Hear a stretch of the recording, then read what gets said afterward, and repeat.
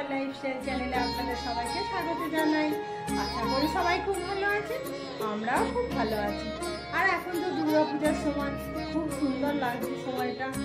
আর আমার একটাই অনুরোধ রইল, প্রথম থেকে শেষ পর্যন্ত ভিডিওটি দেখার জন্য। দুর্গাপূজার শুভেচ্ছা সকলকে জানাই। তো চলুন ভিডিওটা দেখতে থাকুন, কেমন লাগছে অবশ্যই কমেন্ট করে জানাবেন।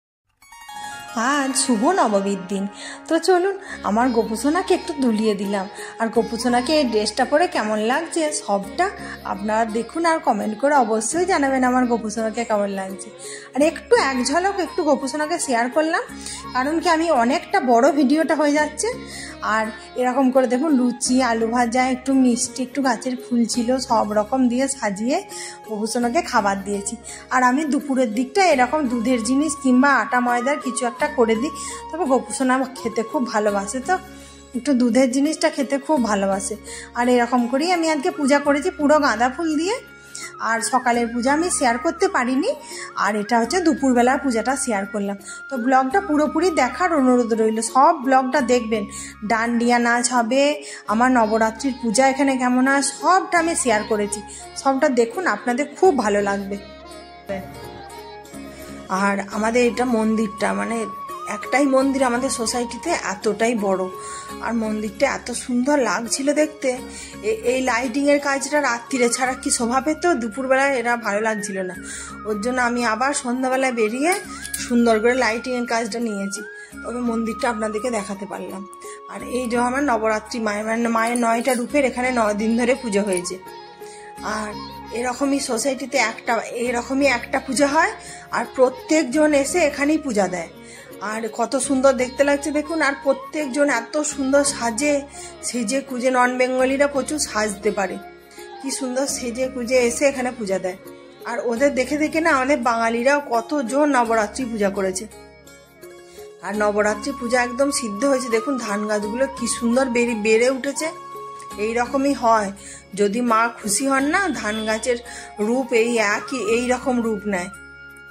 আর যার যেরকম সাধ্য মতো এসে মায়ের কাছে পুজো দিয়ে যায়। আর একটাই পূজা হয় এখানে, আমি বলেছিলাম না যে কোনো পূজা এই মন্দিরের সামনে ওই একটা জায়গা হবে, সেটি স্পেশালি সেই পূজাটাই হবে।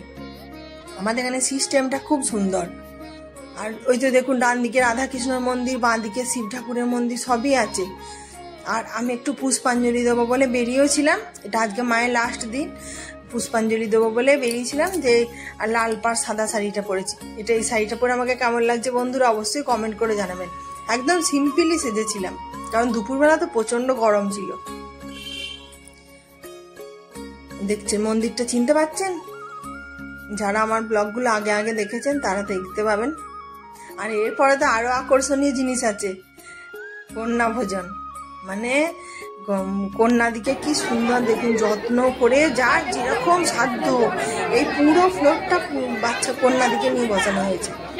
এদিকে জিনিসপত্র দিয়া সাজানো কোজানো, খেতে দিয়া, এই যে সবাইকার হাতে হাতে প্যাকেট দেখছে, টিপের পাতা, নেল পালিশ, লিপস্টিক, সাজ কোজ, মানে বাচ্চা কচি ছেলেমেয়ে দেখুন কি সুন্দর দিচ্ছে দেখছেন। আর ওই মাথা একটা করে ওড়না।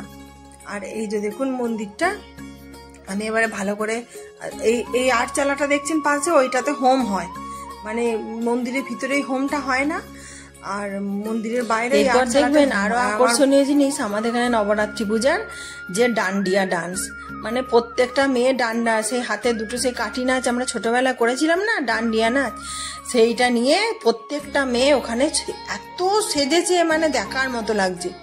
আর এগুলো সত্যি খুব ভালো মনোরঞ্জনের জন্য। আর আমিও বেরিয়ে পড়েছি, আমি এই শাড়িটা পরেছিলাম। আমাকে নবরাত্রি মায়ের সামনে কেমন লাগছে অবশ্যই কমেন্ট করে জানাবেন। আর আমাদের এখানে ডান্ডিয়া নাচ কেমন লাগছে সেটা অবশ্যই কমেন্ট করে জানাবেন। তো যদি আমার ব্লগটা কিছু ভালো লাগে তো একটা লাইক করবেন, অবশ্যই কমেন্ট করবেন, আর প্রচুর বন্ধুদের মাঝে প্লিজ শেয়ার করে দেবেন। তো চলুন, আর নতুন বন্ধুদের উদ্দেশ্যে বলছি চ্যানেলটি সাবস্ক্রাইব করে পাশে থাকবেন। তো চলুন আবার দেখাবে নেক্সট ব্লগে, ততক্ষণ পর্যন্ত সবাই সুস্থ থাকবেন, ভালো থাকবেন। রাধে রাধে।